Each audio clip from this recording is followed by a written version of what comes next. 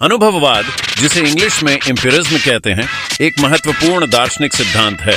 यह विचार करता है कि सभी ज्ञान का मूल अनुभव से आता है। अनुभववाद के अनुसार हम जो कुछ भी जानते हैं वह हमारे इंद्रियों के माध्यम से प्राप्त अनुभवों से निर्धारित होता है। इसलिए यह न केवल ज्ञान के स्रोत को समझने में सहायता करता है, बल्कि यह भी बताता है कि कैसे हम अपने विचारों और विश्वासों को विकसित करते हैं। इस सिद्धांत के आधार पर ज्ञान को मात्र विचार, तर्क और समझ से नहीं, बल्कि हमारे द्वारा देखे गए, सुने गए और अनुभव किए गए घटनाओं से प्राप्त किया जाता है।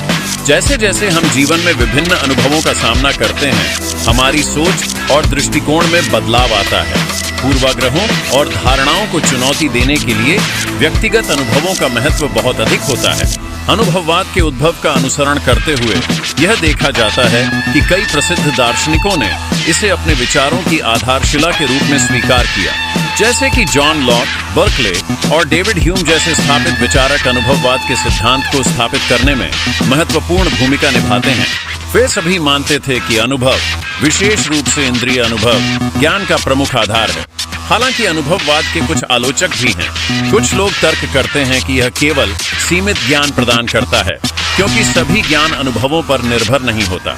उदाहरण के लिए, कई अवधारणाएं और आस्थाएं हैं जो सीधे अनुभव से प्राप्त नहीं होती। इसके अतिरिक्त अनुभव का एक स्वरूप यह भी हो सकता है कि वह भ्रामक हो, जिससे व्यक्ति को गलत निष्कर्ष पर पहुंचाने का खतरा होता है।